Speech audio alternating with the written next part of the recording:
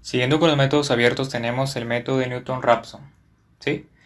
Este método se basa en elementos de cálculo diferencial e interpretación gráfica.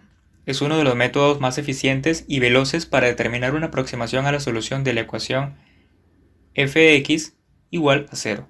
Claro, bajo ciertas condiciones, y una de las ventajas más notables es que tiende a duplicar sus decimales exactos. Es decir que a medida que uno va avanzando en sus iteraciones, tiende a acercarse a mayor velocidad en comparación con otros métodos a la respuesta final, ¿no? Que haga que f de x sea igual a 0.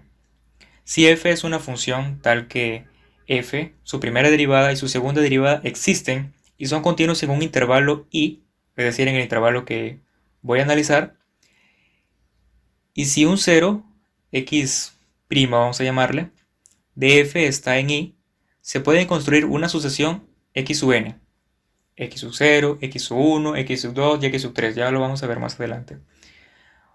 Si existe la primera derivada, si existe la segunda derivada en un intervalo i, recordemos, se puede formar una sucesión de x sub n, ¿no? Donde que incluye x sub 1, x sub 2 y así sucesivamente. Ya lo voy a explicar en una gráfica más adelante. De tal manera que podamos el resultado converger en abscisa x'. Voy a poner el cursor acá, x', bajo ciertas condiciones. Ahora sí, empezamos a analizar un poco más la fórmula. Por ejemplo, si en un principio nosotros consideramos x sub 0 como, digamos, la respuesta inicial, ¿no? La respuesta que yo creo que se podría aproximar a la solución, ¿no? Esta está suficientemente cercana a x'.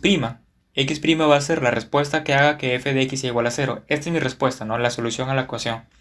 Entonces suponemos que la distancia entre ambos, h, es la corrección que necesita x para alcanzar x'. Es decir, que x sub 0 más esta corrección más h me va a dar x', ¿no? Que es la respuesta que yo busco. Entonces, cuando x sub 0 más h la podamos evaluar en f, lógicamente me va a dar 0, porque x' es mi respuesta final, entonces f de x' es igual a 0. Pero como x' es x sub 0 más h, entonces la f de x sub 0 más h me va a dar 0. Con respecto a la definición de la derivada, yo puedo despejar la primera derivada. Yo digo f de x sub 0 más h, justamente como lo tengo acá, va a llegar a un punto en donde va a ser igual a 0, ¿sí? Y aproximadamente f de x sub 0 más, pasa acá a sumar, más h por la primera derivada por df de x sub 0. Lógicamente que antes de pasar el h tuvo que ser multiplicado por eso, ¿no? Sigo despejando, despejo la corrección de h y aproximadamente va a ser f de x sub 0 sobre la primera derivada. Esto es con respecto a la primera iteración. Vemos que esta expresión sale a partir de la definición de la derivada y considerando a x sub 0 un punto muy próximo a x'. De esta manera la aproximación corregida de x sub 0 sería x sub 1 es igual a x sub 0 menos esto. ¿Por qué sería esta la aproximación corregida? Claro, porque si x sub 0 en un principio era mi punto que yo creía, cosa que a la primera no va a ser así, a la hora de yo sumarle un h, digamos, ese nuevo punto que se está originando se va acercando más a x'. Entonces, este es el nuevo punto. X sub 1 va a ser igual al principio, al x sub 0, el punto inicial que yo creí que era el punto, más la corrección que en ese momento me parece, que vendría a ser menos f de x sub 0 sobre la primera derivada de f de x igual a sub 0.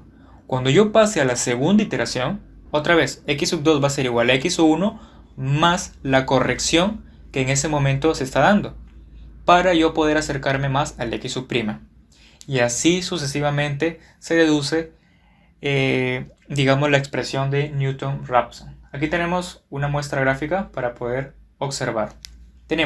Seleccionamos un punto inicial, es decir, punto semilla x sub 0, tal como lo mencioné, y hallamos pues su ecuación de la recta, ¿no? Tangente a la curva, ¿no? Fácil, por definición, ¿no?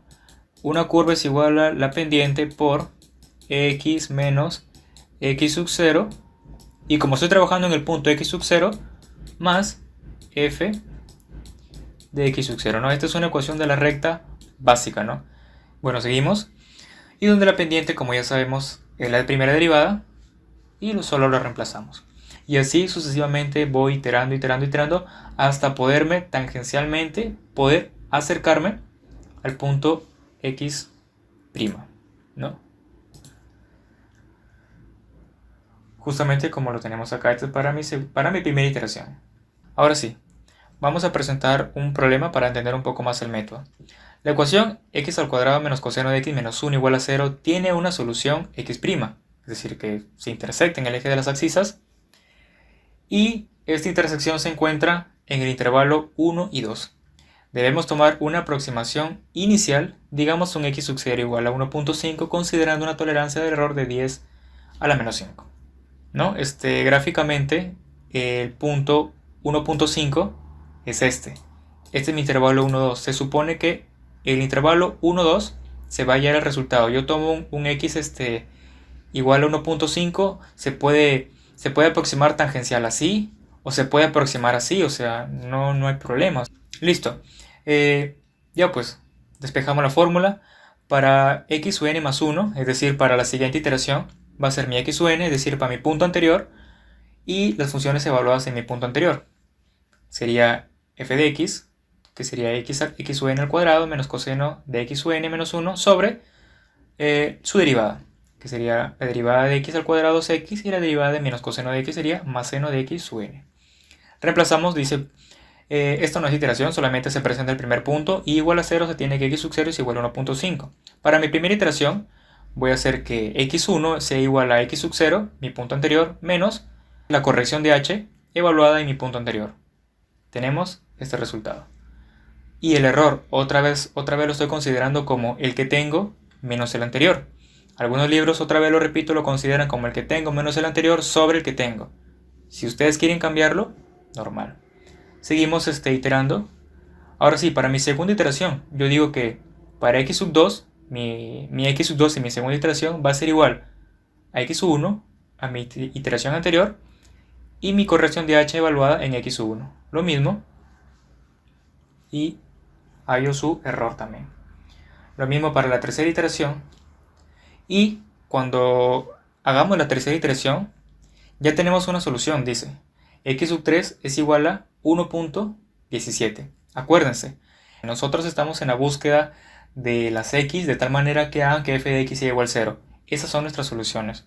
Es por eso que x sub 3 es este valor para la tercera iteración, considerando un error de 10 a la menos 5. Ya cubre ese error, 10 a la menos 5. Nosotros realizamos en MATLAB el código 4.5, el cual vamos a presentar en el siguiente video. Pero antes de eso también tenemos que ver las desventajas de usar el método de Newton-Raphson. 1. Necesita calcular la derivada, cosa que el método de la secante no necesita.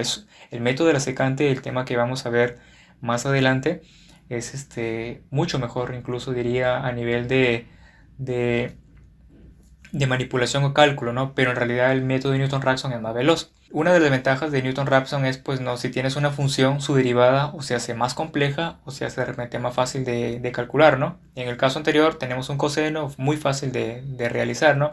Pero ¿qué pasa si, por ejemplo, si tenemos 1 sobre x al cuadrado menos coseno de x, ¿no? La derivada de eso se convertiría en esa expresión de abajo al cuadrado, ¿no? Entonces, mucho cuidado con eso. 2. No se puede prever la cantidad de iteraciones a partir de una cota de error. Claro, ¿no? Como se acuerdan, en el método de la bisección nosotros habíamos despejado una fórmula en términos de logaritmo, ¿no? Donde nosotros decíamos, nosotros necesitamos tantas iteraciones para poder alcanzar ese error o poder cubrir ese error, ¿no? En el método de Newton-Raphson no podemos hacer eso. No existe criterio general para la convergencia de la raíz porque la derivada puede tener pendiente positiva o pendiente negativa. Cuando yo digo derivada es a la pendiente de la función f, ¿no? En un punto determinado, ¿no? No siempre converge, no se puede asegurar la convergencia. Claro, es que uno de los problemas más notables es que no siempre nosotros vamos a evaluar la primera derivada en un punto x sub 0. Para el punto siguiente la vamos a evaluar en otro punto, pero no siempre va a ser diferente de 0.